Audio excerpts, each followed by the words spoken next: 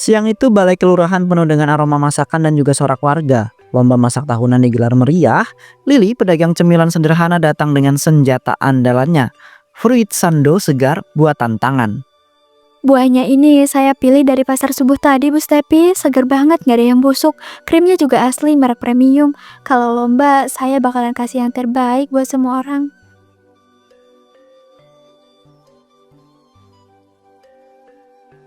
Waduh Lili, ini enak banget. Teksturnya lembut dan manisnya pas. Krimnya juga ringan di mulut. Kamu memang tiap hari jualan dengan kualitas begini ya?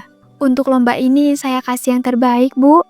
Kalau hari biasanya ya saya menyesuaikan modal. Tapi saya usahain selalu pakai bahan segar supaya pembelinya nggak kapok. Begitu dong, pedagang itu harus jaga kepercayaan. Kalau semua kayak kamu, warga nggak perlu takut beli makanan di lingkungan sendiri. Wah, gila sih. Ini cakep banget, Li. Aku fotoin ya, biar aku kirim ke grup warga. Pasti banyak yang kepincut. Nanti kalau ada yang pesen, bisa nggak ya kira-kira? Bisa banget, Delpi. Kalau rame, aku siapin stok dari rumah biar nggak bikin orang nunggu lama. Pokoknya kalau ada yang order, langsung aku kerjain. Baiklah, setelah semua juri setuju, juara pertama lomba masak kali ini adalah Lili. Selamat ya Lili, kamu dapat piala dan voucher belanja. Pertahankan terus kualitasmu ini. Terima kasih Bu Stepi dan terima kasih buat semuanya. Saya janji bakalan terus jaga kualitas, biar yang makan bukan cuma kenyang tapi juga sehat dan bahagia. Wih, foto-fotonya langsung ramai yang komen di grup. Ada yang pesan 10 kotak lagi. Kamu kayaknya bakalan sibuk deh Li besok. Begitu caranya Lil. Kalau kamu itu bisa konsisten begini, rezeki itu nggak bakal berhenti ngalir deh. Warga pasti akan terus dukung. Alhamdulillah Del, berarti usaha kecilku bisa bikin orang seneng. Semoga aku bisa terus amanah ya sama apa yang udah dipercayakan sama warga. Tepuk tangan bergema di ruangan. Hari itu Lili yakin bahwa kejujuran selalu membawa sebuah berkah. Namun tak ada yang tahu godaan akan datang saat pesanan mulai membludak.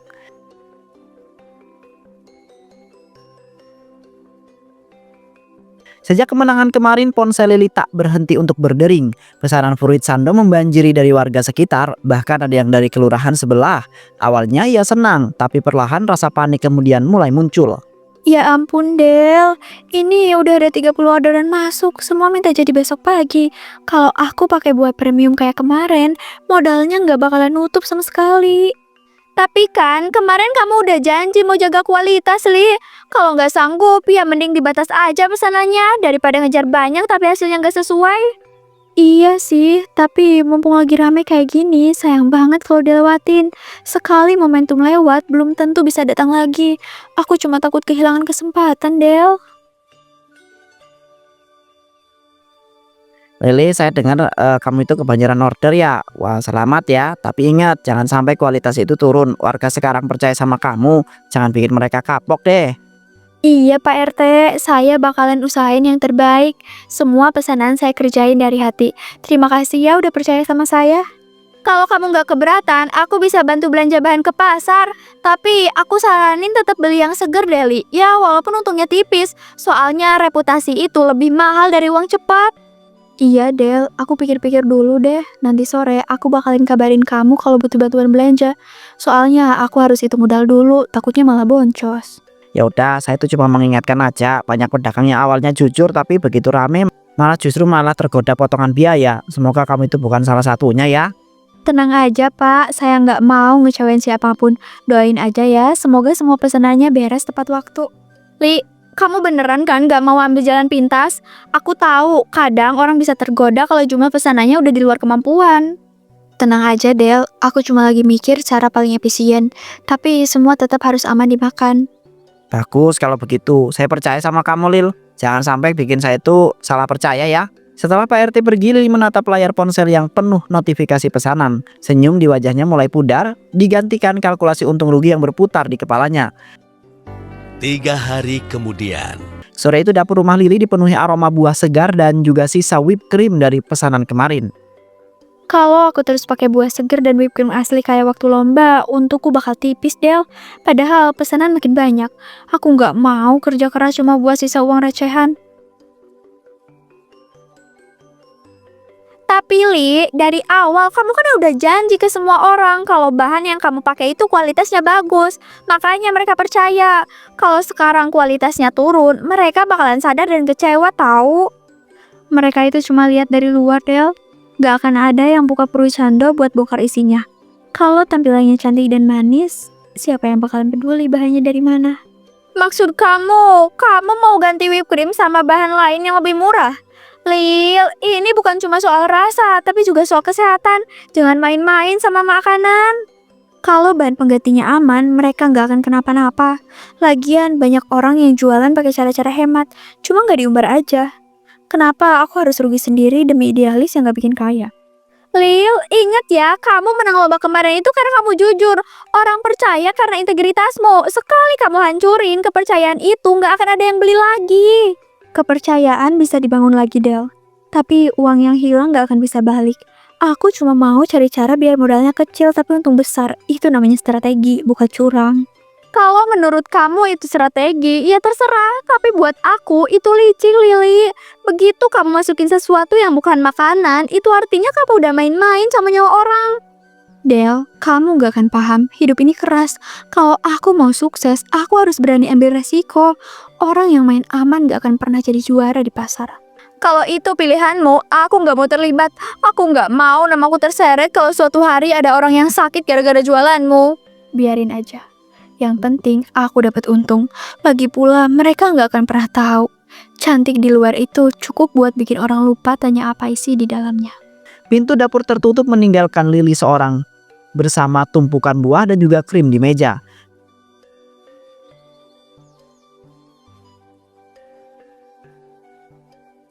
Senja mulai turun namun Lili justru melangkah mantap ke arah toko bahan bangunan milik Pak RT. Di tangannya daftar belanjaan tak biasa. Wah Lili, jarang-jarang kamu itu mampir ke toko saya. Biasanya kan ke pasar buah atau toko roti. Ada yang bisa saya bantu sore ini? Iya Pak, mau cari lem kayu yang warnanya putih itu loh, yang sering dipakai buat perbaikan furnitur. Katanya ada yang teksturnya lebih halus, kayak krim gitu, jadi gampang diaplikasiin. Lem kayu warna putih?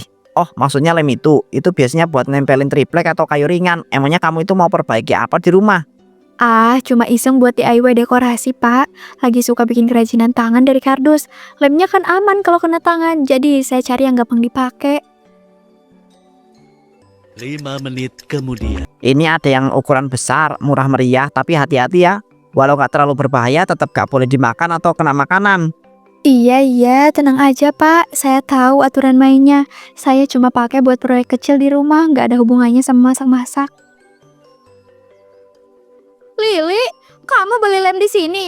Jangan bilang ini ada hubungannya sama ide gila kamu tadi sore. Del, please. Ini cuma lem. Kamu itu terlalu suudzon. Hidup kamu bakalan lebih tenang kalau kamu nggak kepo urusan orang lain. Aku kepo karena aku peduli, Li. Tapi kalau kamu memang mau main-main sama bahan kayak gini, siap-siap aja kalau ada yang nyium baunya nanti. Lili, kok belanja di sini? Jarang-jarang lihat kamu di toko Pak RT. Lagi ada renovasi ya? Iya, Bu. Renovasi kecil-kecilan aja. Cuma butuh sedikit lem dan peralatan sederhana. Nggak ada yang spesial kok. Nah ini pesananmu, jangan lupa ditutup rapat, soalnya lem gampang kering kalau kena udara. Makasih, udah mampir Lili. Siap, Pak. Terima kasih ya. Barang ini bakal bikin produkku lebih tahan lama dari yang orang-orang kira. Langkah Lili meninggalkan toko terdengar ringan, tapi di dalam kantongnya tersimpan rahasia yang tak terbayangkan. Malam itu dapur kontrakan Lili berubah jadi laboratorium rahasia. Di meja ada mangkuk besar berisi whipped cream putih, botol lem kayu baru, dan buah-buahan segar. Teksturnya lembut banget, tapi gampang meleleh kalau kena panas. Nah, ini dia si penolong setia, lem kayu putih. Hanya beberapa sendok, orang gak akan pernah tahu rahasianya. Wah, warnanya nyatu banget. Gak ada bedanya sama whipped cream murni, malah lebih padat dan lebih glossy. Ini bisa jadi ciri khas baruku. Bahkan kalau ada yang coba bongkar, aku bakalan bilang kalau ini resep rahasia keluarga. Siapa yang berani bantah? Lili, bawa apa ini? Kok mirip bau cat atau bahan bangunan? Jangan bilang itu lem yang tadi kamu beli. Apa sih Del? Kamu halus sih. Ini cuma aroma vanila sintesis. Emang agak tajam baunya, tapi bikin aroma buahnya keluar. Aku nggak buta, Li. Itu lem kayu ada di sebelah mangkok. Kamu mau nyampurin itu ke makanan? Kalau iya kenapa? Gak ada yang akan sakit cuma gara-gara sedikit bahan tambahan. Lagi pula, ini bikin aku hemat besar. Kamu sadar gak sih, Li, kalau ini tuh berbahaya? Kalau sampai ada anak kecil atau orang tua yang makan, bisa-bisa mereka keracunan. Orang cuma mau rasa manis, Del. Mereka gak akan peduli prosesnya.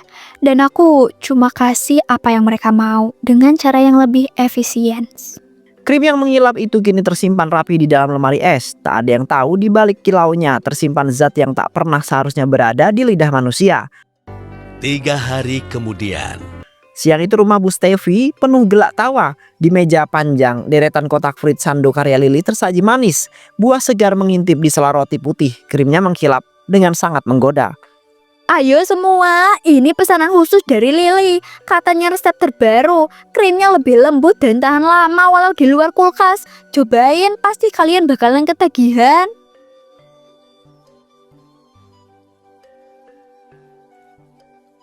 Wah, manisnya pas banget Bu Stevi. Teksturnya juga unik, agak kenyal-kenyal. Jarang-jarang ada krim yang kayak begini ya. Lily memang jago bikin makanan yang beda deh. Iya sih, tapi aku rasa ada yang aneh di aftertaste-nya. Kayak ada rasa kimia dan bahan sintesis gitu. Tapi mungkin cuma perasaanku aja deh. Ah, itu mungkin dari ekstra vanilla premium yang aku pakai. Mahal loh belinya, makanya aromanya bisa nempel di lidah agak lama. Pokoknya enak, gak peduli apa rahasianya. Yang penting tamu-tamuku puas. Ini bahkan lebih enak dari ada yang di kafe. Kalau kayak begini Lily harus buka toko sendiri nih. Nanti warga sini bisa bangga punya penjual fruit sando terkenal. Li, kamu gak ada rencana jelasin bahan-bahan yang kamu pakai? Soalnya aku agak khawatir kalau ini dimakan banyak orang tanpa tahu komposisinya. Del, jangan terlalu mikirin hal kecil. Yang penting kan gak ada yang sakit. Lagi pula aku udah makan ini sendiri kok. Dan aku gak kenapa-napa. Nah, itu dia. Aku percaya sama kamu, Lily. Kalau Lily bilang aman, berarti aman. Betul, kita ini butuh penjual yang kreatif, bukan yang main aman terus. Hidup ini kan soal inovasi ya nggak? Kreatif sih boleh, tapi jangan sampai ngorbanin keselamatan orang. Aku harus cari cara biar ini gak kebablasan. Kotak demi kotak fruit sando kosong, tawa memenuhi ruangan, tapi di balik senyum puas para tamu, sesuatu perlahan bekerja di tubuh mereka. Matahari mulai condong ke barat, suasana yang tadinya riuh tawa kini berubah menjadi sunyi. Satu persatu tamu arisan merasakan gejala yang aneh, kepala berat, perut berputar, keringat dingin membasahi kulit. Astaga, kenapa tiba-tiba kepalaku pusing? Aduh, perut juga kayak diremas.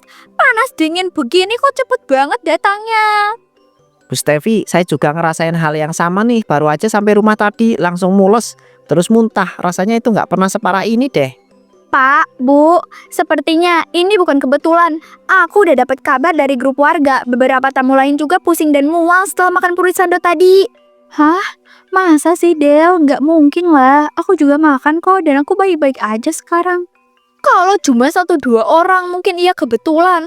Tapi ini hampir setengah tamu ngelakuin hal yang sama, Lily. Kamu beneran yakin semua bahan aman? Lily, jawab jujur deh, kita itu butuh kepastian. Ini menyangkut nyawa orang loh. Kalau ada yang salah lebih baik diakui sekarang sebelum terlambat.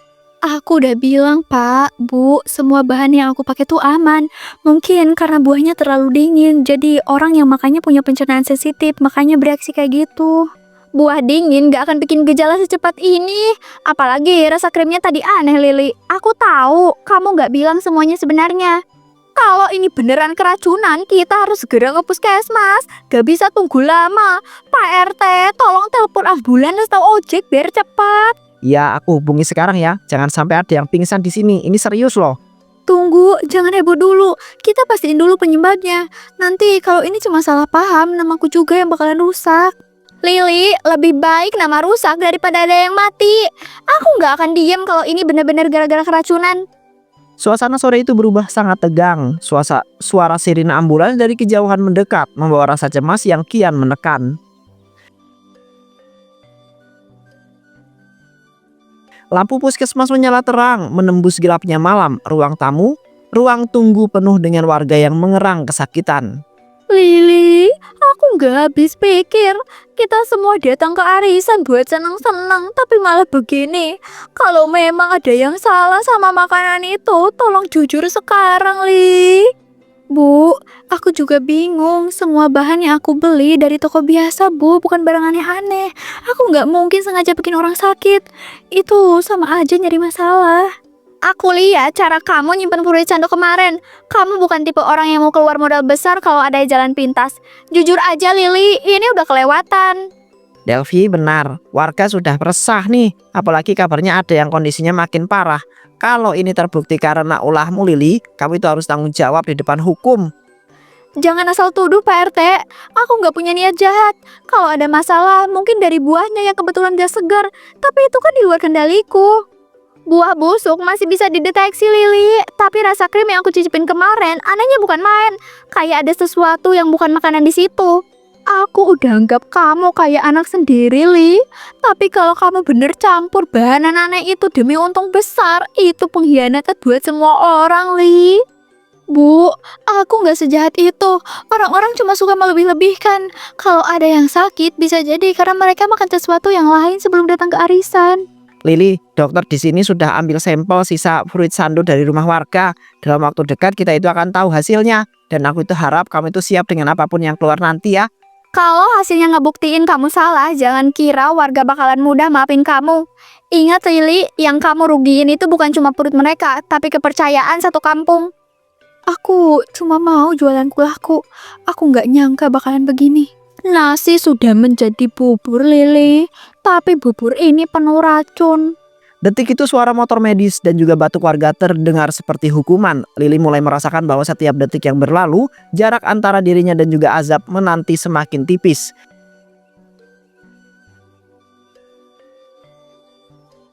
Suasana balai desa tegang, semua warga berkumpul menunggu hasil pemeriksaan dari puskesmas.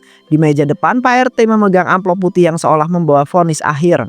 Saudara-saudara, hasil pemeriksaan sudah keluar. Ini akan menjawab kenapa banyak warga yang jatuh sakit setelah acara arisan kemarin. Dan saya minta semua yang terlibat untuk dengarkan baik-baik ya. Kita semua tahu siapa yang bikin fruit sando itu, Pak RT.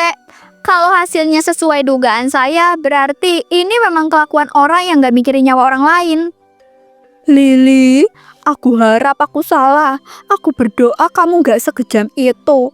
Tapi kalau hasilnya bilang lain, aku gak akan bela kamu meskipun aku sayang sama kamu. Pak, Bu, Delpi, aku yakin ini cuma kesalahan teknis. Mungkin krimnya terkontaminasi di jalan atau waktu disimpan. Bukan karena aku sengaja. Hasil pemeriksaan laboratorium menemukan kandungan zat polivinil acetate, bahan utama lem kayu di dalam krim fruit sando. Di dalam krim fruit sando, kadar yang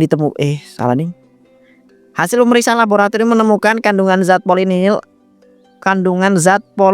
asetat, bahan utama lem kayu di dalam krim fruit sando. Kadar yang ditemukan jauh di atas batas aman konsumsi manusia ini. Lem kayu, Lili. Jadi itu rahasiamu. Pantesan krimnya nggak cair meskipun kena panas. Dan kamu kira orang-orang nggak akan sadar setelah mereka sakit parah? Sudah kuduga. Memang akal-akalan malam itu kan, Li? Aku cuma mau krimnya tahan lama. Aku pikir aman karena sedikit aja aku campurannya. Aku nggak tahu kalau efeknya bisa bikin orang keracunan kayak gini. Kamu pikir nyawa orang lain itu bahan percobaan, Lili? Satu anak hampir kehilangan nyawanya gara-gara ini. Kalau kamu nggak tahu bahayanya, kenapa kamu berani jual? Mulai malam ini kamu itu dilarang jualan di wilayah ini ya. Besok pagi pihak berwajib akan datang untuk memproses masalah ini sesuai hukum. Ya, jangan coba-coba kabur kamu. Lili, orang bisa maafin kesalahan, tapi ini bukan sekedar salah. Ini pilihanmu buat nipu demi keuntungan. Itu yang gak akan dilupain warga.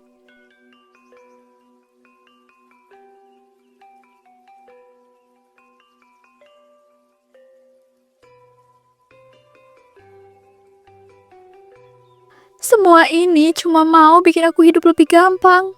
Dulu aku kerja jujur, tapi uangnya gak pernah cukup. Aku cuma mau bertahan. Kenapa malah jadi begini? Karena kamu gak pilih bertahan, kamu pilih serakah. Aku datang ke sini buat ngasih tahu banyak yang masih di rumah sakit dan ada yang belum sadar dari kemarin, Li. Bu, aku nyesel. Tapi sekarang semua orang udah benci aku. Aku bahkan takut keluar rumah. Semua tatapan itu kayak pisau yang nusuk aku. Dan itu baru awal, Lili. Gak semua ajab datang di akhirat. Kadang Tuhan nunjukin balasannya langsung di depan mata kita.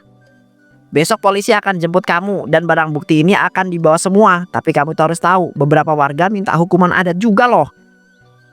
Hukuman adat? Apalagi itu, Pak? Aku udah hancur, aku udah malu. Aku gak sanggup lagi. Hukuman buat orang yang udah mengkhianati kepercayaan warga. Kamu bakalan diasingkan, gak boleh lagi ikut kegiatan.